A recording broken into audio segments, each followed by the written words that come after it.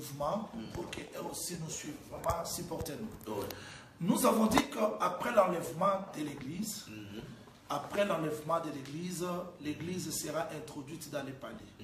Et dans les palais, là, il y aura premièrement les tribunaux de Christ. Un petit rappel, les tribunaux de Christ, c'est pour les récompenses. Et ces récompenses-là, il y a plusieurs récompenses. Quand nous prenons Apocalypse chapitre 2, chapitre 3, vous allez voir que le Seigneur a promis plusieurs récompenses. Couronne, verge, trône. Mais nous avons compris par la grâce du Seigneur que ces récompenses-là, toutes ne seront pas pour l'enlèvement de l'Église. Il y a d'autres récompenses que nous allons entrer avec ça jusqu'au règne millénaire, même jusqu'à l'éternité. Car le Seigneur dit que celui qui vaincra, je lui ferai asseoir sur les trônes. Les trônes, ce n'est pas au festin des noces, mais les trônes seront manifestés dans les règnes millénaires. Très bien. Alors, nous avons compris que les récompenses, les différentes récompenses que nous avons reçues dans le tribunal de Christ, nous permettra d'entrer dans les règnes et dans l'éternité. Mais aujourd'hui, après le tribunal de Christ, nous voulons toucher le festin des noces. Le festin des noces, je dois préciser parce que ça va nous aider à comprendre le pourquoi de la prédication, le pourquoi de l'évangélisation, pourquoi même des ministères de la parole. Le frère Paul dit que je vous ai fiancé pour vous présenter à Christ comme une vierge pure. C'est-à-dire que le rôle des ministères, c'est pour préparer l'Église à la rencontre du Seigneur. Mais pourquoi avant la rencontre du Seigneur, il y a le tribunal de Christ? C'est parce que, vous savez, Dr. Kadi, quand vous êtes invité dans un festin, il faudrait qu'il y ait la mise en place. Très bien. Mise en place, il y a des places d'honneur, il y a ceci, cela. Nous avons dit, par la grâce du Seigneur, qu'après le tribunal de Christ, nous entrons directement dans les festins des noces. Et les festins des noces, là, les bien-aimés Paul nous a dit que je vous ai fiancé pour vous présenter à Christ. C'est-à-dire, le but de la prédication, le but de l'évangélisation, le but du ministère, c'est de présenter à Christ une vierge pure. Et c'est pour nous faire entrer dans les festins des noces. Mais avant les festins des noces, nous avons compris qu'il y a le tribunal de Christ. Et ce tribunal de Christ, je vais donner aujourd'hui le pourquoi. Avant le festin des noces, il y a le tribunal de Christ. Parce que moi, je croyais qu'après l'enlèvement, on pouvait avoir directement le tribunal de Christ. Mais pourquoi le prophète Jean-Willy place le festin des noces après le tribunal de Christ? Allons-y dans Matthieu chapitre 22. Matthieu chapitre 22. Verset 2. Matthieu 22, le verset 2e. Il est dit ceci, Matthieu 22, le verset 2. Le royaume des cieux est semblable à un roi qui fit des noces pour son fils. J'aimerais que le téléspectateur retienne bien ce texte. Oui. Le royaume des cieux est semblable à un roi qui fit des noces pour son fils. Oui. C'est-à-dire que les noces, c'est ça l'explication du royaume des cieux. Très bien. Le royaume des cieux est semblable à un roi qui fit des noces pour son fils. Très bien. Je vais expliquer parce que je suis allé là-bas pour donner le pourquoi du festin des noces. Et pourquoi le tribunal de Christ vient avant le festin des noces. Maintenant, le royaume des cieux est semblable à un roi qui fit les noces pour son fils. Très bien. Verset 3. Verset 3 du Matthieu 22. Il envoya ce serviteur. Ce serviteur au pluriel. C'est-à-dire que ça, c'est le temps des prophètes. Tous les prophètes étaient envoyés pour faire quoi? Il envoyait ses serviteurs appeler ceux qui étaient invités aux noces. Mais ils ne voulurent pas venir. Ça, c'est la première dispensation. C'est-à-dire que le temps où Jérémie a prêché, Ézéchiel, Daniel, tous ces prophètes-là, ils étaient les serviteurs au pluriel et ils étaient envoyés pour faire inviter les gens au festin des noces. Oui. Et nous avons compris que le Fils ici, c'est le Seigneur Jésus-Christ.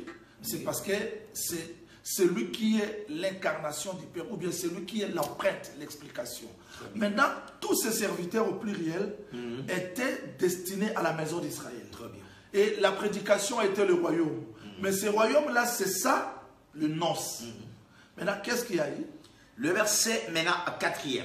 Il envoya d'autres serviteurs en disant, dites aux conviés, voici je préparais mon festin, mes bœufs et mes bêtes grasses sont tuées. Tout est prêt, venez en lance. Verset maintenant 5 du Matthieu 22. Mais sans s'inquiéter de l'invitation, ils s'en allèrent, celui-ci à son champ, celui-là à son trafic. Et les autres se saisirent des serviteurs, les outrageurs et les tuèrent. Verset maintenant 7 du Matthieu 22. Le roi fit irriter. Il envoya ses troupes, fit périr ce meurtrier et brilla leur ville. Verset maintenant 9, Matthieu 22. Allez donc dans les carrefours. C'est-à-dire, parce que les invités n'en sont pas dignes, oui, le roi envoie maintenant les serviteurs dans les carrefours. C'est là où l'église des nations est entrée. Très bien. Nous sommes entrés pour faire quoi, Dr Kadi? Nous sommes entrés pour la préparation des noces. Très bien. C'est-à-dire, le but de la prédication, le but de l'enseignement, c'est pour nous inviter au festin des noces. C'est pour nous inviter au festin des noces. Très bien. Il y a des gens qui nous appellent, s'il vous plaît. Il ne faut pas appeler. Vous nous dérangez parce que nous passons l'émission en direct. Faites seulement les textos. Alors, remarquez ces gens-ci qui sont arrivés au festin. J'aimerais que Dr Kadi ajoute rapidement le verset 11. Le verset 11. Matthieu 22, le verset 11. Le roi entra pour voir ce qui était à table. S'il vous plaît. Dr Kadi, parce que vous suivez comme un ministre, vous suivez aussi à la place des fidèles. J'aimerais que vous suivez ça avec beaucoup d'attention pour que les gens, s'ils ne comprennent pas, vous pouvez retourner pour que les choses soient réellement claires. Alors, retenez, il y a quelque chose qui est dit là-bas, qui doit nous interpeller. Très bien. C'est-à-dire, les serviteurs sont allés, ils ont rassemblé les gens, très bien, qu'ils trouvaient méchants et bons, et la salle de noces fut pleine de convives. Très bien. Il faut bien retenir ces choses. C'est-à-dire que quand la prédication est faite, quand le message est annoncé, on ne tient plus compte de la nature des hommes. Très bien. Méchants ou bons, c'est ça la grâce. Très bien. Maintenant, la salle de noces fut pleine de convives. Ça, c'est l'état où nous vivons aujourd'hui. Très bien. Je suis rentré là-bas pour montrer l'origine des festins de noces. C'est ça le royaume. Très bien. Maintenant, la salle est pleine. Très bien. Mais avant que les noces commencent, verset 11. Verset 11, Matthieu 22, 11. Le roi entra pour voir ce qui était à table. Et il aperçut là un homme qui n'avait pas revêtu un habit de noces. C'est-à-dire que quand les gens écoutent l'évangile, quand les gens attendent la parole, ils acceptent le message du royaume. Très bien. Pourquoi ils acceptent le message du royaume? Parce que ce message-là du royaume a été adressé à un peuple, la maison d'Israël, qui l'a rejeté. Maintenant, ce message est venu vers un autre peuple ou bien vers les nations. Matthieu chapitre 21, verset 43. Nous allons revenir toujours là. Matthieu 21, 43. Oui. Matthieu 21, 43. Il est dit ceci. C'est pourquoi je vous le dis, le royaume de Dieu vous sera enlevé et sera donné à une nation qui en rendra le fruit. Je vais faire la différence parce que le royaume de Dieu a existé avant le royaume des cieux. Dieu est dans son royaume et quand les cieux sont créés, ce royaume-là devient le royaume des cieux. Très bien. Maintenant, ici, vous voyez, le royaume de Dieu est donné à un peuple qui va produire le fruit. Très bien. C'est l'état actuel de la proclamation de l'évangile. Oui. Maintenant, quand l'église ou bien quand les nations attendent la parole, ils entrent dans la salle. Très bien. Noces n'a pas encore commencé. Ok. Avant le commencement des noces, retournons dans Matthieu 22. Matthieu 22, verset 11. Verset 11. Le roi entra pour voir ce qui était à table et il aperçut là un homme qui n'avait pas revêtu un habit de noces. Verset 12. Verset 12 du Matthieu 22. Et lui dit, mon ami, comment es-tu entré ici sans avoir un habit de noces? Cet homme eut la bouche fermée. Verset 13. Verset 13 du Matthieu 22. Alors le roi dit au serviteur, liez-lui le pied et le main et jetez-les dans les ténèbres du dehors où il y aura de pleurs et de grands gements des dents. Grande tribulation. Très bien. Très bien. Verset 14. Verset 14. Lui-même explique, parce que là, on ne raisonne pas, Jésus-Christ lui-même. Car il y a beaucoup d'appelés, mais peu de lui. C'est-à-dire que quand l'évangile est annoncé aujourd'hui, c'est l'évangile du royaume. Très bien. Et il y a beaucoup de gens qui sont appelés. Très bien. Et la salle est pleine. C'est le temps de la préparation aujourd'hui. Très bien. Mais avant que les noces commencent, il faut que les rois puissent entrer. C'est ça l'enlèvement. Parce que Christ doit venir vérifier les habits de noces. Très bien. Quand il va vérifier les habits de noces, il trouvera qu'il y aura un groupe qui n'est pas prêt pour entrer dans les noces. Et ce groupe-là sera jeté. J'aimerais que vous retournez vite, Dr. Kadi, parce que je vais préciser pour que les gens ne me posent pas la question, grande tribulation. Retournons dans Luc chapitre 14, verset 16. Luc 14, le verset 16. Nous voulons seulement expliquer et situer le festin des noces comme royaume. Luc 14, le verset 16. Et Jésus lui répondit, un homme donna un grand souper et invita beaucoup de gens. Verset 17. À l'heure du souper, il envoya son serviteur dur au convié. Venez car tout est déjà prêt. C'est-à-dire qu'ici Jésus-Christ se répète. Il explique le royaume, la prédication de l'évangile comme le festin. Mais les gens qui sont invités, verset 18. Verset 18. Mais tous unanimement se mirent à s'excuser. Le premier lui dit, j'ai acheté un champ et je suis obligé d'aller les voir. Excusez-moi, je t'ai pris. C'est-à-dire qu'ici, les rois n'envoient plus le serviteur au pluriel. Verset 17, il a envoyé son serviteur au singulier. Oui. C'est-à-dire que ça, c'est la dispensation où Jésus-Christ est venu, comme le Saint-Esprit, pour prêcher le royaume. Et c'est ça, festin de noces. Oui. Je suis rentré là-bas pour montrer aux gens l'origine des festins de noces. Très bien. Alors, il y a un détail très important, Dr. Kadi. Très bien. Quand les invités ont décliné cette invitation, verset 20. Verset 20, Luc 14 et verset 20. Non, 21. Verset 21. Luc 14, 21. Les serviteurs de retour rapporta ces choses à son maître. Alors le maître de la maison, irrité, dit à son serviteur, va promptement... Attends. Va promptement dans le place et dans les rues de la ville. Et amène ici le pauvre, les estropiés, les aveugles et les boiteux. C'est-à-dire que le serviteur au singulier, quand il est allé prêcher le message du royaume qui est le festin, très bien, les invités ont décliné cette offre. Il revient, très bien, il fait le rapport à son maître. Et le maître dit, cette fois-ci, va où? Va dans des places, dans le rue de la ville. Très bien. Amène ici les pauvres, les estropiés, les aveugles et les boiteux. C'est-à-dire que les gens qui n'étaient pas dignes. Très bien. Très bien. Ça, c'est la proclamation de l'évangile chez nous les païens. Très bien. Fais-les entrer. Suis ça très bien, Dr. Kati. Oui. Verset 22. Verset 22, Luc 14. Les serviteurs du maître, ce que tu as ordonné a été fait. Et il y a encore de la place. C'est-à-dire que quand les aveugles, les pauvres, les boiteux, les estropiés sont entrés, il y a toujours de la place qui est restée. Très bien. Ça, c'est l'ordre d'entrer dans le festin. Et c'est là où les gens ne comprennent pas et ne voient pas le royaume dans plusieurs facettes. Très bien. Quand les pauvres, les estropiés, les aveugles et les boiteux sont entrés, il y a quoi? Il y a encore de la place. Très bien. Très bien. Je veux préciser, après l'enlèvement de l'église, il y aura toujours de la place. Mais cette place-là sera pour qui? Et comment est-ce que le deuxième groupe va entrer? Verset 23. Luc 14, 23. Et le maître dit au serviteur, va dans le chemin, le long des arbres.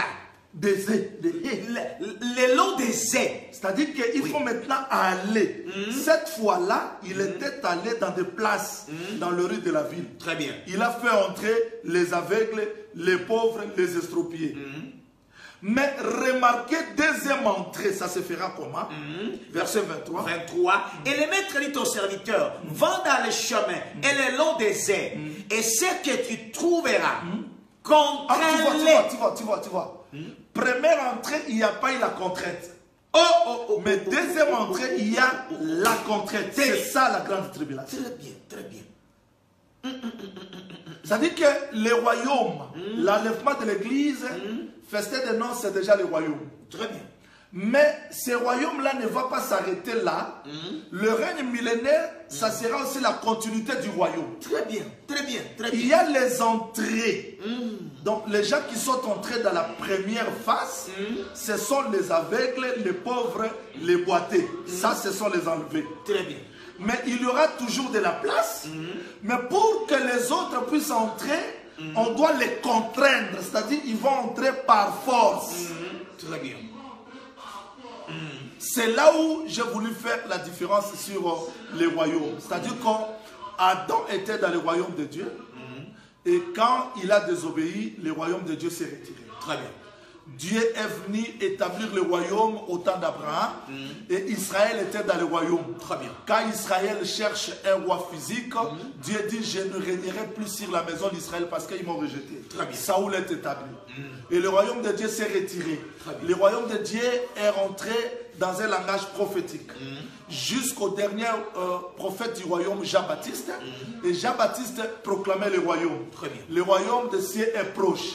Quand Jésus-Christ arrive, c'est lui le royaume que tous les prophètes attendaient. Et Israël rejette le royaume. Très bien. Devant Ponce Pilate. Maintenant, ce royaume-là revient dans nos cœurs aujourd'hui. Très bien. Aujourd'hui, l'église est entrée dans le royaume. C'est ce que les gens confondent. Parce qu'ils placent festin de noces dans les règnes millénaires. Ils confondent que ce royaume-là a marché. Aujourd'hui, nous sommes déjà dans le royaume. Très bien. Mais ce royaume n'est pas encore manifesté. Quand nous serons enlevés, ça sera la première phase du royaume. Très bien. Et festin de noces, c'est sa première phase du royaume. Wow. Mais après le festin de noces, il y aura seconde phase du royaume où on va contraindre les gens par force et ça sera la grande tribulation. Waouh. Formidable. J'aimerais que vous preniez ce texte, Dr. Kadi. Prenez Matthieu chapitre 8, verset 11.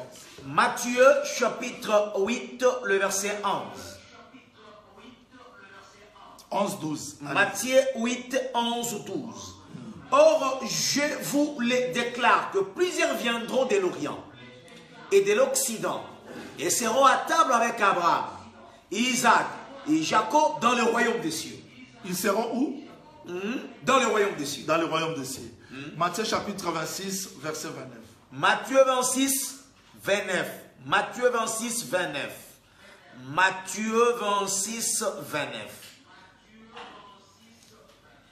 Je vous l'ai dit, je ne boirai plus désormais de ces fruits de la vie, jusqu'au jour où j'en boirai du nouveau, avec vous dans le royaume de mon Père. C'est là où je vais placer le royaume dans le ciel et le royaume sur la terre. Dans Matthieu chapitre 8, le Seigneur dit clairement que les enfants du royaume, les fils du royaume seront jetés. Très bien. Mais il y aura ceux qui viendront de l'Orient à l'Occident. C'est-à-dire qu'en Israël, il y aura aussi les gens qui seront sauvés. Très bien. Et chez les nations. Ils seront assis sur la table dans le ciel. Ça sera le royaume. Ça, c'est le festin. Et il dit: je ne boirai plus jusqu'au royaume de Dieu. C'est-à-dire que le royaume s'explique par le festin qui est fait au ciel et les règnes millénaires. Très bien. Il y a deux phases du royaume. C'est comme David, quand il est devenu roi. Très bien. Avant de régner sur tout Israël, il a régné tout d'abord en Hébron. Il a régné 7 ans en Hébron. Très bien. Et ceux qui étaient avec David en Hébron étaient toujours dans le royaume. Très bien. Et après Hébron, il est venu régner 33 ans sur tout Israël. Très bien. Vous n'allez pas dire que ceux qui étaient là avec David en Hébron, ils n'étaient pas dans le royaume. Non, ils étaient dans le royaume. Très bien. Même ceux qui étaient sur la terre, c'est-à-dire qu'il a régné 7 ans et 33 ans, ça fait 40 ans, c'était toujours le royaume. Très bien. Exactement pour dire que quand l'épouse est enlevée, là dans le ciel, nous allons faire pratiquement 7 ans, selon Daniel chapitre 9, verset 27. Et les 7 ans-là, ça sera toujours le royaume. Mais après le festin de noces, qui est l'explication du royaume dans le ciel, il y aura aussi le royaume qui va se manifester sur la terre sous la forme du règne millénaire. Daniel chapitre 2, Daniel chapitre 2. Verset 44. Daniel 2, 44. Il est dit ceci. Daniel 2, 44. Daniel 2, 44. Il est dit ceci. Dans les temps de ce roi, le Dieu des cieux suscitera un royaume qui ne sera jamais détruit et qui ne passera point sous la domination d'un autre peuple. Et il brisera et anéantira tout ce royaume-là. Et lui-même subsistera éternellement. C'est-à-dire qu'avant que Christ vienne établir son royaume sur la terre, le royaume a été déjà manifesté au ciel. Très bien. Et le festin de noces, c'est ça l'explication du royaume. Je vais donner le pourquoi. Pourquoi frère Paul dit que je vous ai fiancé pour vous présenter à Christ comme une vierge pure? Ok. C'est-à-dire, les jardins d'Éden, cette intimité-là entre l'homme et Dieu faisait que Adam vive dans le royaume de Dieu. Très bien. Depuis que Dieu a chassé l'homme dans le jardin d'Éden, l'homme a perdu cette intimité. Dieu n'est plus son roi. Aujourd'hui, Jésus-Christ est revenu comme roi dans nos cœurs. Il vit dans nos cœurs comme roi. Mais ce royaume n'est pas encore manifesté. Ce royaume sera manifesté quand nous serons enlevés. C'est-à-dire, on appelle la proclamation de l'évangile comme le royaume parce qu'il faut que Christ soit le roi de l'homme. Très bien. Il faut que Christ règne. Il faut que cette intimité-là soit rétablie où Dieu est considéré comme l'homme et l'homme est considéré comme la femme. Très bien. C'est ça le royaume, c'est ça le festin. Maintenant, l'évangile est proclamé aujourd'hui pour faire quoi? Il y a premièrement, quand l'homme aime la femme, il donne la dot, il verse la dot. C'est ça l'œuvre de la croix de Golgotha. Très bien. J'explique le processus de festin de noces. Parce que le festin de noces a commencé comment? Il y a tout d'abord, on ne peut pas parler de festin de noces s'il n'y a pas le mariage. Très bien. Maintenant, le mariage commence par la dot. Quand Jésus-Christ verse la dot à la croix de Golgotha, c'est ça, son sang qu'il a versé comme la dot pour la femme. Ok. Maintenant, deuxième étape, il y a la préparation de la femme. C'est là où le ministère de la parole doit laver la femme, préparer Éphésiens chapitre 5. Oui. Ça, Dr. Kadi. Éphésiens chapitre 5. Commencez par le verset 28. Éphésiens 5, 28. Il est dit ceci. C'est ainsi que les maris doivent aimer leur femme comme leur propre corps. Et celui qui aime sa femme s'aime lui-même. Verset 30. Verset 30 de Éphésiens 5. Parce que nous sommes membres de son corps. Verset 32. Verset 32. Ce mystère est grand. Je dis par rapport à Christ et à l'Église. Verset 34. Verset 30. Plutôt 32. Verset 32 d'Éphésiens 5. Ce mystère est grand. Je dis cela par rapport à Christ et à l'Église. C'est-à-dire qu'en réalité, on explique le festin de noces par rapport au mariage de l'homme et la femme. Très bien. Donc l'homme aime sa femme comme son propre corps. Très bien. Il se livre lui-même pour faire quoi? Pour préparer cette église. Après avoir donné son prix à la croix de Golgotha, il y a deuxième étape de la préparation. Très bien. La préparation, c'est pour purifier cette femme, pour que cette femme soit glorieuse, sans tache, ni ride, ni rien de semblable. C'est l'étape de ministère. Maintenant, l'autre étape, il faut que l'homme vienne, l'époux vienne chercher sa femme. Ça sera l'enlèvement de l'église. Très bien. Maintenant, après la recherche, une fois que la femme est introduite dans la salle de noces, il faudrait maintenant qu'il y ait les emplacements. Parce qu'on doit emplacer les gens. Parce que dans chaque fête, il y a toujours l'emplacement. L'emplacement, c'est ça le tribunal de Christ. Wow. Parce qu'il faudrait, parce que Christ est clair. Il dit, quand tu vas à la fête, ou bien au festin, ne cherche pas la première place. Il y a des places d'honneur. Voilà pourquoi dans le festin de noces, avant que le festin de noces ne commence, il faudrait qu'il y ait l'emplacement. C'est ça, distribution de couronnes. Il y aura des gens qui seront dans des places d'honneur, première place, deuxième place, troisième. C'est ça le tribunal de Christ. Une fois que le tribunal de Christ est achevé, les gens sont récompensés. Maintenant, nous entrons dans le festin de noces. Très bien. Le festin de noces se fait avant que Christ entre dans le règne millénaire. Très bien. Donc, c'est là où les gens confondent des pays. Quand nous sommes enlevés, il y a le tribunal de Christ. Très bien. Le tribunal de Christ est comme mis en place. Là où l'homme viendra vérifier qui n'a pas les habits de noces, qui n'a pas ceci, cela, C'est ça l'enlèvement de l'église.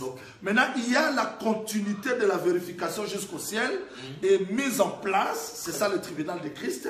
Maintenant, après le tribunal de Christ, nous entrons dans le festin des noces. Festin des noces, maintenant, c'est l'explication de tout ce que le ministère a fait sur la terre, dira tout le temps. Parce que le ministère a fiancé. Et l'enlèvement de l'église, c'est Christ qui est venu chercher cette femme qu'on a préparée, dira tout le temps. Et maintenant, nous entrons dans le festin des noces. Très bien. Je touche maintenant le festin des noces parce que j'étais dans le préparatif du festin des noces.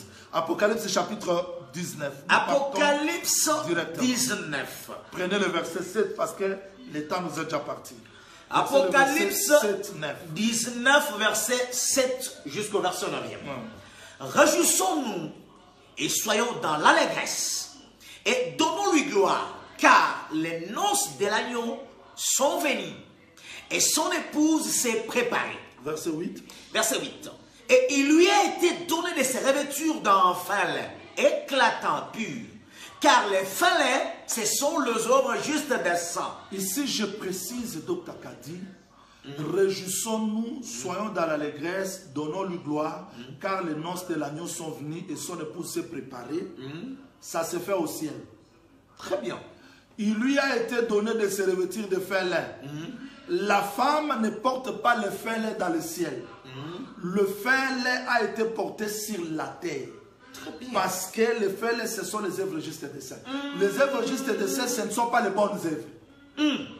Les œuvres justes des saints, ce ne sont pas les bonnes œuvres que les gens pratiquent. Non. Comment ça? C'est-à-dire que, remarquez dans Matthieu, chapitre 22, ces gens-là étaient dans les carrefours. Quand ils ont écouté l'évangile, quand est-ce qu'on les a donné le vêtement? Quand ils ont écouté l'évangile. Parce que chacun partait de sa destination, mais quand ils ont écouté l'évangile, la prédication, ils sont entrés dans la salle de festin. Maintenant, on n'a pas montré comment est-ce qu'ils étaient portés. Très bien. Qui les a donné le vêtement? Mais l'évangile qu'ils ont écouté les a justifiés. Très bien. C'est ça les œuvres justes des saints qui produisent les bonnes œuvres. Les bonnes œuvres sont produites par les œuvres justes des saints. Les œuvres justes des saints, c'est l'œuvre que Christ accomplit pour notre vie, pour nous. C'est lui qui nous justifie. Je donne un petit exemple. Josué, pendant qu'il marchait pour rentrer dans le pays de la promesse, il y a eu un peuple, les Gabaonites. Très bien. Les Gabaonites n'ont pas fait comme les autres peuples, comme les Moabites qui combattaient la maison d'Israël. Très bien. Les Gabaonites ont fait une ruse. Ils sont venus vers Josué pour dire, nous sommes un peuple éloigné, nous avons appris comment est-ce que Dieu a marché avec vous, nous voulons faire l'alliance avec vous. Très bien. Josué accepte, il met les Gabaonites sous l'alliance de Dieu. Mais après la marche de 3 jours, premier, 2, 3e jour, ils ont compris que Gabaon n'était pas éloigné, il était prêt. Très bien. Beaucoup de gens disent que les Gabaonites ont trompé. Ils n'ont pas trompé. Ils étaient éloignés d'Israël, mais proches après 3 jours. Très bien. Parce que nous étions loin de Dieu, mais après la résurrection, Dieu a compris que nous n'étions pas loin, nous étions proches de Dieu. Très bien. Donc, c'est-à-dire que dans la pensée de Dieu, nous étions là, mais dans la marche, on était éloignés. Très bien. Pour que cette proximité soit manifestée, il a fallu que Christ meure et ressuscite le 3e jour. Très bien. Maintenant, parce que Gabaon a fait l'alliance avec Dieu, là je parle pour montrer les œuvres justes de ça. Parce que Gabaon a fait l'alliance avec Dieu, les autres nations se sont liguées pour combattre Gabaon. Mais Gabaon a recouru à Josué. Qu'est-ce que Josué a fait? Il a dit, soleil, arrête-toi sur Gabaon. C'est-à-dire que si vous allez à Gabaon, il n'y a pas les ténèbres. Il n'y a pas l'obscurité parce que le soleil s'est arrêté sur Gabaon. Wow. C'est-à-dire que le soleil s'arrête sur Gabaon comme un vêtement pour couvrir Gabaon. Voilà pourquoi Christ dit les portes de ce jour de mort ne provoqueront jamais, parce que le soleil sera le vêtement pour Gabaon qui représente aujourd'hui l'église. Très bien. Raison pour laquelle dans l'Apocalypse chapitre 12, on a vu une femme revêtue du soleil. Et le soleil devient le vêtement d'une femme. Parce que cette femme-là, c'est Gabaon qui a accepté l'alliance avec Josué. C'est nous aujourd'hui les païens. C'est-à-dire que les œuvres justes de saints, c'est Christ lui-même qui nous couvre de toute iniquité, de tout ça les œuvres justes des saints, qui est comme le vêtement de noces. Très bien. C'est-à-dire, on ne peut pas accéder dans le festin de noces si on n'est pas vêtu. Très bien. Et ce vêtement-là, ce n'est pas autre chose, c'est Christ lui-même. Vérifions Romains chapitre 13, Dr. Kati. Romains chapitre 13. Verset 14. Romains 13, le verset 14. Mais avant de toucher 13, 14, prenons Ésaïe 64. Ésaïe 64. Ésaïe 64, verset 6. Ésaïe 64, verset 6. Oui, allez-y. Ésaïe 64, le verset 6e, il est dit ceci. Nous sommes tous comme des empires, et toute notre justice est comme un vêtement souillé. C'est-à-dire, les œuvres des hommes, c'est ça le vêtement souillé. Très bien. C'est-à-dire, tout ce que nous faisons, comme l'homme, c'est ça le vêtement souillé. Très bien. Et ce vêtement-là ne peut pas nous donner l'accès dans le festin des noces. Voilà pourquoi Dieu, pour nous justifier, qu'est-ce qu'il a fait? Romains 13, 14. Allons-y. Romains chapitre 13, le verset 14. Romains 13, 14. Il est dit ceci. Mais revêtez-vous du Seigneur Jésus-Christ. Donc le vêtement, les œuvres justes de ça ici, ce n'est pas autre chose, c'est le Seigneur Jésus-Christ lui-même.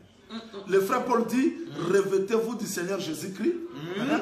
Et n'ayez pas soin de la chair pour en satisfaire le convoitise. C'est-à-dire que les œuvres justes des saints, c'est le Seigneur Jésus-Christ lui-même. Très bien. C'est lui le soleil. Apocalypse chapitre 12. Apocalypse chapitre 12. Il est dit ceci. Prenez le premier verset. Apocalypse 12, le verset 1er. Un grand signe parut dans le ciel. Une femme enveloppée du soleil. Vous voyez, le soleil, c'est ça le vêtement. Très bien. C'est comme Gabaon qui était vêtu du soleil. Et c'est ça l'église. Et le frère Paul nous exhorte de nous revêtir de Jésus-Christ. C'est-à-dire que la vraie justice qui fait que Kadima soit digne devant le Seigneur, ce ne sont pas les œuvres, mais c'est l'œuvre de Christ accomplie à la croix de Golgotha. Très bien. Maintenant, remarquez, pour que le festin de noces soit manifeste, il faut que le tribunal de Christ commence tout d'abord. Le tribunal de Christ commence pour nous rendre dignes d'entrer dans le festin de noces. Et quand nous entrons dans le festin de noces, c'est que Dieu considère que ces gens-ci sont dignes d'entrer, c'est l'œuvre de Christ qui nous a justifiés. Maintenant, je précise, si les œuvres justes des saints deviennent comme le vêtement pour les saints, et ces œuvres justes de ceux-là produisent les bonnes œuvres. Très bien. Nous produisons les bonnes œuvres parce que nous sommes vêtus par l'œuvre de Christ qui a accompli pour nous. C'est comme la femme qui était prise en flagrant délit. Quand on l'a amenée vers le Seigneur Jésus-Christ, ses vêtements étaient souillés. Très bien. Mais quand Jésus-Christ l'a justifiée, cette femme-là est juste. Elle est revêtue de Christ. Maintenant, Christ dit à la femme, va, ne pêche plus. Ok. Voyez, c'est-à-dire que la justice de Dieu nous pousse à pratiquer de bonnes œuvres. Très bien. Maintenant, si nous pratiquons les bonnes œuvres, non parce qu'on les a méritées, mais parce que le vêtement de Christ nous a vêtus. Ok. Maintenant, si l'évangile aujourd'hui, ici j'insiste, parce que le festin de noces, c'est l'intimité, c'est la communion. C'est-à-dire que la femme et l'époux deviennent un. Très bien. Voilà pourquoi, au temps de l'église aujourd'hui, on appelle l'église fiancée. Très bien. Mais après le festin de noces, quand l'église reviendra avec Christ, elle n'est plus fiancée, mais elle devient la femme de l'agneau. L'épouse de l'agneau. Donc, festin de noces, c'est pour nous identifier. C'est-à-dire que Ève a été formée. Maintenant, quand on la retourne vers Adam, cette communion, cette intimité, c'est ça le festin de noces. Très bien. Voilà pourquoi frère Paul dit que quand ce qui est parfait apparaîtra, je vais comprendre, je connaîtrai comment est-ce que j'ai été aimé. Parce qu'aujourd'hui, je connais en partie. Je prie le Seigneur, son amour est dans moi, mais il y a des temps de tribulation arrivent, de difficultés, parce que je n'ai pas encore compris. Mais festin de noces nous fait entrer, c'est-à-dire que nous serons assis sur le trône avec Christ, et il y a maintenant l'intimité. L'intimité que Dieu a cherchée depuis le jardin d'Éden. Voilà pourquoi pourquoi la proclamation de l'évangile, c'était ça le royaume. Très bien. Parce que Dieu voulait que l'homme retourne au commencement. Et maintenant, le festin de noces, c'est ça le royaume, parce que maintenant, la femme est identifiée à l'homme. Très bien. C'est ça que j'ai introduit la fois dernière, que si la mythe s'élève à l'aurore, elle est belle comme la lune, mais pire comme le soleil, Très bien. terrible comme grande armée. Donc avant de devenir terrible comme grande armée, elle est tout d'abord belle comme la lune, c'est aujourd'hui, le temps de l'église, mais elle sera identifiée à l'époux, pire comme soleil, ça c'est le festin de noces, et terrible comme grande armée, ça sera la bataille d'Armageddon. Maintenant, festin de noces, c'est l'identification. Mais il y a une chose que je ne peux pas passer comme ça pour terminer. Très bien. Il faut que les gens retiennent ceci. Si nous avons reçu le Seigneur, si nous prions, c'est parce que nous attendons la promesse du festin de noces. Ce n'est pas pour rien le royaume est comparé au festin de noces. Parce qu'un jour, nous voulons nous identifier à Christ. Et 1 Jean chapitre 3 verset 2, 1 Jean chapitre 4 verset 17, vérifie 1 Jean 4 17. 1 Jean chapitre 4, le verset 17. 1 Jean 4, le verset 17, il est dit ceci. 1 Jean 4, 17. Tel il est, tel nous sommes aussi dans ces mondes. C'est en cela que l'amour est parfait en nous. En fait que nous ayons de l'assurance au jour du jugement. Au jour du jugement. C'est-à-dire tel qu'il est, tel que nous sommes. Mais cette identification sera manifeste. 1 Jean 3, 2. 1 Jean 3, 2. Bien-aimés, nous sommes maintenant enfants de Dieu. Et ce que nous serons n'a pas encore été manifesté. Nous sommes maintenant enfants de Dieu, mais ce que nous serons. Oui. Vous voyez, Dr. Kadi, nous sommes maintenant enfants de Dieu, mais ce que nous serons. Très bien. Nous sommes déjà enfants de Dieu, mais ce que nous serons. Très bien. Nous serons comment? Nous sommes déjà maintenant enfants de Dieu, mais ce que nous serons. Ce que nous serons, cela veut dire quoi? Romains 8. Romains chapitre 8. Nous allons toujours revenir là-bas. Oh oui. Romains 8, le verset 18. Romains 8, le verset 18. Romains 8, le verset 18. Il est dit ceci. J'estime que les souffrances du temps présent ne seraient que comparées à la gloire à venir qui sera révélée pour nous. Verset 19. 19 dit Romains 8. Aussi la création attend-elle avec un ardent désir la révélation des fils de Dieu. C'est que frère Jean dit là-bas, retournons 1 Jean 3, 2. 1 Jean 3, 2. 1 Jean 3, 2. Il est dit ceci. Bien-aimés, nous sommes maintenant enfants de Dieu. Mais ce que nous servons. Là maintenant, il faut remplacer Romains 8, 18, 19. Très bien. C'est-à-dire que la création attend la révélation des fils de Dieu. Nous sommes déjà enfants de Dieu. Oui. Mais ce que nous serons, Oui. ça sera manifesté dans la révélation. Allons-y, allons-y. Mais ce que nous serons n'a pas encore été manifesté. Mais nous savons que lorsque cela sera manifesté, nous serons semblables à lui. Attends. Oui. Et quand Dieu forme la femme, il ramène la femme vers l'homme. C'est ça l'enlèvement. Très bien. Maintenant, l'homme se réveille, il voit la femme. Il dit ça, c'est la chair de ma chair. Identification. L'os. Très bien. Des mes os. C'est-à-dire que donc c'est l'homme qui a donc, les os, mais la femme maintenant c'est l'os de ses os. La chair de sa chair. C'est ça l'identification. C'est-à-dire que mais nous savons lorsque cela sera manifesté, nous serons semblables à lui. C'est ça le festin de noces. Très bien. Pourquoi? Parce que nous le verrons tel qu'il est. Amen. Nous le verrons tel qu'il est. C'est-à-dire ça sera la révélation des fils de Dieu. C'est ça le festin de noces. L'identification. Voilà pourquoi le frère Paul dit que nous devons revêtir Christ. Très bien. Ici, Dr. Kadi, je termine mon exposé d'aujourd'hui. Très bien. Pour dire que tu peux devenir pasteur, prophète, docteur, évangéliste, qui que vous soyez. Très bien. Mais la promesse, c'est le festin de noces. Très bien. Et cette promesse ne peut pas être possible, réalisable, si tu n'es pas vêtu. Faisons un petit exercice dans l'Apocalypse 16, 15. Bien que nous ne sommes pas encore là. Apocalypse Apocalypse 16, 15. Apocalypse 16, 15. Il dit ceci. 16, 15. Voici, je viens comme un voleur. Et reste celui qui veille et qui garde ses vêtements. Les vêtements que nous avons reçus, on doit les garder par la sanctification. En fait, tu ne marches pas nu et qu'on ne voie pas sa honte. Si aujourd'hui dans le monde, on voit déjà la honte des pasteurs. On voit déjà, dans les quartiers, on voit déjà la honte. C'est-à-dire que les gens sont nus. Maintenant, ils attendent quoi? Ils attendent d'acheter des parcelles, de voyager en Europe, d'avoir une grande église, mais ils sont nus. Parce que le monde voit déjà qu'ils sont nus. Alors, le festin des noces. Le festin des noces, ça sera maintenant la révélation de ces vêtements-là. Wow. Voilà pourquoi je dis aux gens qui souffrent de la justice de garder les vêtements. Parce qu'il n'y a que ces vêtements-là qui nous fera entrer dans le festin des noces. Et ceux qui sont appelés au festin, son épouse s'est préparée. Il lui a été donné des servitures de fer éclatants qui sont les œuvres justes de sein. On doit garder ces vêtements par la justice.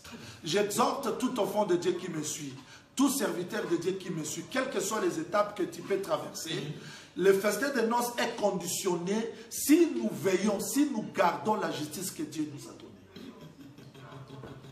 On peut entrer dans la souffrance, dans les épreuves, mais n'entrons pas nus, s'il vous plaît.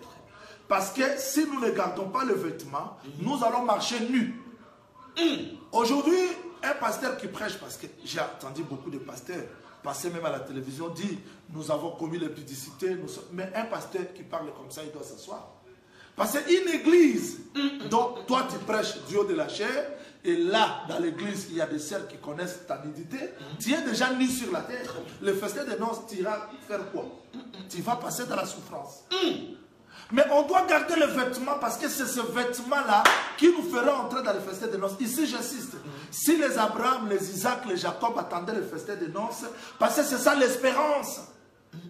Il n'y a rien de bon que d'être avec son Créateur. Parce que la présence du Seigneur, c'est plus que le soleil, c'est plus que toute autre chose. Et si nous prions, c'est parce que le message, c'est la proclamation du royaume pour nous faire retourner dans l'intimité avec le Seigneur. Là, nous serons semblables avec lui.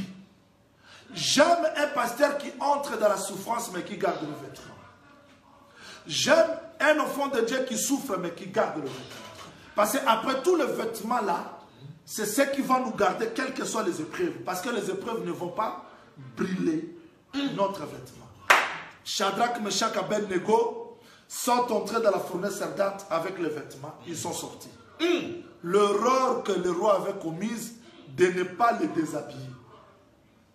Parce qu'ils gardaient leurs vêtements pires. Ils sont entrés dans le feu avec le vêtement. Ils sont Alléluia. C'est-à-dire que si nous entrons dans la souffrance, dans le célibat avec les vêtements, nous allons toujours sortir. Voilà pourquoi le festin des noces, ce n'est pas pour le prédicateur, mais c'est pour les gens qui ont gardé les vêtements. On peut aujourd'hui se tromper de la grâce, mais le festin des noces, on ne se trompe pas. Parce que le festin des noces, il faudrait que les gens vêtis aient l'accès d'entrer là-bas. Mais le monde que nous vivons, c'est un monde où le diable fait tout pour nous déshabiller. À cause des souffrances, des difficultés, les choses qui ne marchent pas, tu es un bon prédicateur, les choses deviennent difficiles. Mais si nous gardons notre vêtement, la récompense sera très grande. Et le festin de noces, ça sera l'identification parce que là, le frère Jean dit que nous serons semblables à lui. Mais je précise pour terminer, Dr Kadi, je ne sais pas si vous avez tenu compte de Luc chapitre 14. Oh oui. Luc chapitre 14, on parle du royaume du festin, mais dans le deux temps, dans le deux rangs. Parce que les autres placent le festin de noces dans les règnes millénaires. Oui, mais c'est la continuité. Très bien. Mais avant que le festin de noces soit placé dans les règnes millénaires, il y a eu déjà le premier rang du festin de noces. Je parle de festin de noces dans les deux rangs. C'est-à-dire, premier rang, là où les aveugles, les boiteux, les estropiés sont entrés, c'est dans le ciel. C'est ça le festin. Facilement. Mais là, ils sont entrés facilement parce qu'on ne les a pas forcés. Ils sont entrés facilement parce que c'est la grâce. Parce qu'un aveugle, un boiteux, il ne voit pas, c'est la grâce. Il a l'accès dans le royaume. Ça, c'est la prédication de l'évangile aujourd'hui. Mais il y aura toujours de la place. Pourquoi il y aura toujours de la place? Parce que Dieu n'a pas rejeté son peuple. Parce qu'il y a toujours un reste. Et maintenant, les gens qui vont entrer dans deuxième place, on va les contraindre. C'est ça la souffrance, c'est ça la grande tribulation. Ça, c'est maintenant le règne millénaire où il y aura la continuité des festins de noces parce que les festins de noces commencent là-bas dans le ciel et cela nous amène jusque dans le règne millénaire. Ça sera l'identification parce que n'oubliez pas, Israël aussi c'est la femme. Israël c'est la femme, mais elle sera restaurée. Osée chapitre 2 verset 16 jusqu'au 17e verset, quand Dieu dit clairement, si vous prenez Osée 2, 16 jusqu'au 20e verset, il dit clairement que je vais attirer ma femme, conduire dans le désert, je parlerai à son cœur, elle ne me parlera plus. Donc cette femme-là ne va plus m'appeler mon maître, mais elle m'appellera mon mari. C'est-à-dire le retour du mariage. Maintenant, Israël aussi, après le message des témoins, sera restauré comme la femme. Elle a besoin de voir aussi l'époux dans les règnes millénaires. Et Israël rentre dans les règnes millénaires avec les gens qu'on les a contraints. La grande tribulation. Voilà la pensée sur les festins de noces. Waouh! Un message formidable. Un message qui nous fait retourner au pied de la croix. Frères et sœurs, je crois que ce matin, nous tous, avec beaucoup d'intérêt, nous avons suivi les prophètes de Dieu, Jean-Luc Bazas, bien que la technique nous a fait tellement du faux. Mais je crois que le prophète de Dieu, Jean-Luc Bazas, n'est pas encore mort. Il est là pour nous. Il va continuer à nous arroser concernant la grâce que le Seigneur a mise en lui. Merci Nabandeko Bazar Kolanda. TV est comme il est mais ils ont soit le rôle la pilipili na mitema. Parce que le prophète l'a bien dit, son épouse s'est préparée. Il y a seulement une question. Prophète de Dieu, Jean-Luc Bazas, pouvez-vous nous aider? Pouvez-vous aider le peuple du Seigneur qui vous écoute en ces moments? Comment devons-nous préparer? Parce qu'il est dit dans l'Apocalypse 19, son épouse s'est préparée. Prophète, vous comme étant la bouche autorisée, comme tout ministre, aidez-nous ce matin, même dans 3 minutes. Comment devons-nous préparer? Nous, pasteurs, enfants de Dieu, parce que vous venez de le dire tout à l'heure que le festin des noces n'est pas pour des pasteurs, mais c'est pour tout celui qui est préparé. Comment devons-nous nous préparer? Prophète, parlez avec beaucoup de conviction, avec beaucoup de compassion pour les âmes qui meurent. Comment devons-nous nous préparer? Donc, tu as dit une très belle question. Tu sais, si j'arrive à ce point-là, je manque quoi dire parce que le bien-aimé Paul a dit, s'il n'y a pas la récompense, s'il n'y a pas l'au-delà, mangeons, buvons, car demain nous allons mourir.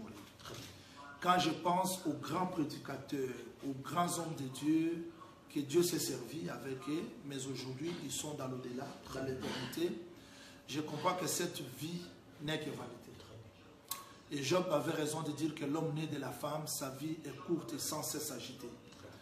Il compare la vie d'un homme comme un mercenaire. C'est-à-dire tout ce que Dieu nous donne sur la terre, ça va nous aider à nous préparer. Qu'on ne soit pas distrait. Qu'on ne soit pas distrait. La préparation, c'est très simple, Dr. Kadi. Naomi regarde Ruth, il dit lave-toi. Lave-toi. Oins-toi. Remets tes habits. C'est ça la préparation. Très bien. La parole doit nous sanctifier. Et ce que j'ai aimé le Seigneur, dans le tabernacle, presque les ustensiles étaient mesurés à part la cuve d'airain. Cuve d'airain n'avait pas la mesure. La cuve d'airain. Oui, la cuve d'airain n'avait pas de mesure. La cuve d'airain n'avait pas de mesure. On n'a pas mis au 5 coudées, 6 coudées. Non, on n'avait pas de mesure parce que la grâce de Dieu n'a pas de mesure. Chaque fois, si nous brochons, l'eau est là pour nous laver. Wow. Donc la parole de Dieu doit nous aider à nous laver. C'est-à-dire que nous avons besoin de chercher la justification de Dieu, la sanctification par la parole que nous écoutons. Parce que sans la purification, sans la sanctification, personne ne fera le Seigneur. On n'a pas besoin de la distraction parce que, en tout cas, supportez-moi que je parle un peu à l'ingala pour la bande de connaissances malanda biso. Kosambela koyoka liloba nzambe eza malamu, mais soki liloba wana esukoli yote ukokai na mobali te, festin de noces c'est ça pour la yote. Yango mon frère Paul alobi, je vous ai fiancé. Donc tu as dit ah il faut pas tout baza na bolingo ya bonzambe. Parce que nakoki ko supporter ka du matin soit salinga mabe, soki naza na bolingo nzambe na motema na ngate. Très bien. Il y a des fois, alors que Yesu est moronzambo à salata mabena mokilité, ils ont battu sous balinga été. C'est-à-dire que Yesu pour toi clair à la place pour qu'elle soit yambi binoté. Mais biso to lingi mutuno so yamba biso de. Donc son assisi côté à la bami baye bisinga que Jacques a tellement qu'il à naini. Mais Yesu le déjà que battu sous boya yamba binoté. Bon, linga binoté pour atoter malan, atoter nengeni mutuno so on dit maote ce qu'on y soit na be preuve. Yo soko zi mutulo ko le nemi poison le belo mabe yeba que na kati ya mokilo imperfection za partout docteur Kati. Et dans la relation parfaite té. Mutulo le belo malan, mutulo le belo mabe. Il faut autant la rabolam. Donc, si on pose un rabat malam, tala rabolam ou un moutou, pour ça, tali mabe, ou comment, nasa a posé à moutouté, aux appels à posé à moutouté, pour attends-moi sinon n'andako, bobé balakaka, attends de coup, bobé balakaka. C'est-à-dire que, koluka boyenge ben, koluka, kobuli sama, ils appellent devoir na biso. Comment koluka mona mukilo est corrompu? Il faut comprendre notre faiblesse. Parce que tant que nous avons faiblesse, je peux que j'ai mes faiblesses, j'ai mes manquements, j'ai besoin que la parole me purifie chaque jour. Je dois me purifier et je dois chercher le baptême du Saint-Esprit chaque jour dans ma vie parce que c'est ça. Mettre l'huile, il y a mon permettre que nous sans problème. Donc, la préparation, Dr. Kadi, chaque jour que nous écoutons la parole, nous devons nous examiner. Très bien. Beaucoup de prédicateurs, parce que quand ils m'apprêchent, il y a une place là, les places en matité, place à kitité, mais on a des mailles pour nous laver chaque jour dans nos vies. On a besoin de nous laver, on doit nous préparer. Nous devons nous préparer dans l'humilité, dans la simplicité, dans la communion avec le Seigneur, dans le baptême du Saint-Esprit. Il y a un ça là que tous à la bateau, tout battre bilamba la biso, quelles que soient les épreuves. Donc, je précise pour dire, pour nous que ça parce que tant c'est qu'il y a soit ça qui Pierre que Satan a senga qui n'assemble pas on dit malayo le matin. Alors, il dit que n'assemble pas Satan a ya le souté. Alors, n'assemble pas on dit malayo le matin. C'est-à-dire que ezana étape mon côté à vie oyo. Frère Paul a porte les adversaires sont nombreux.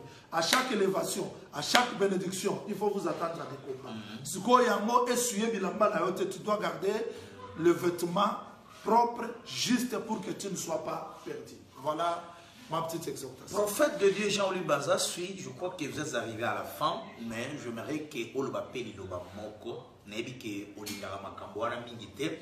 Mais permettez-moi de voir la présentateur émission à 30 secondes. On va un mot pour la Mboka. Pour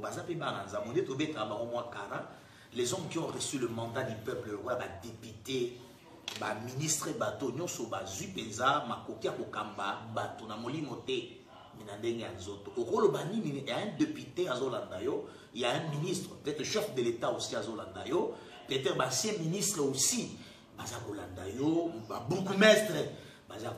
Bato bazo kamba mboka yo lokola mosakoli okotikaka bango boye liloba pe moko ata 30 secondes pour na bango po baza pe na besoin obika lilobeza que bokonzi ozoute pa ya nzambe bato bayebake baorendre compte nango très bien toza na ntango moko oyo bolingo ekosilela mitema ya bato bolingo soki esili moto amonaka intérêt na ye et le peuple va souffrir. Très bien. Raison pour laquelle mokonzi nyonso fo ayebake aza wana mpona peuple il doit faire pour l'intérêt du peuple, c'est-à-dire que aluka bolingo ya nzambe ya bonzambe et puis bateyo baza pembeni ya basali ya nzambe baflatte bango te parce que bakosambisama. On doit dire au chef na bakonzi nyonso eloko ya malamu mpo libota mpo pays peuple base retrouver, c'est-à-dire tobanga nzambe parce que likolo na biso eza na mokonzi moko likolo ya baministre likolo ya bachef de l'état eza na mokonzi moko oyo aza maître ya souffle maître ya makambo nyonso. On doit faire des choses correctes parce qu'il y a un juge où il y a d'autres. Merci. Je crois que le prophète l'a bien dit, l'a bien souligné. Il y a un chef, il y a un maître suprême qui est au-dessus de nous tous. Chef de l'État, chef ministre, député, sénateur, bourgmestre, général, colonel, il y a un chef au milieu qu'on est, il va changer en côté. Ça la révision en côté, ça pour amender en côté. Oui, a besoin à part Bokonzo, les prophètes 30 secondes au Sambela pour la bataille sur Balandio, mais toute sa vie, prière à Moussakoli au Salaba. Que le Seigneur accorde la paix et la réponse à toutes vos questions. Je sais qu'il y en a qui sont sur des lits d'hôpitaux, dans des prisons injustes, beaucoup de gens souffrent. Je veux que le message d'aujourd'hui soit la consolation. Et comme serviteur de Dieu, je me souviens de Samuel qui a fait une prière au temps de la sécheresse, il y avait la pluie. Je veux que ce message vous apporte la pluie, que les cieux s'ouvrent, que Dieu illumine vos cœurs, qu'il vous bénisse, qu'il vous accorde tout ce que vous avez besoin au nom de Jésus-Christ. Merci.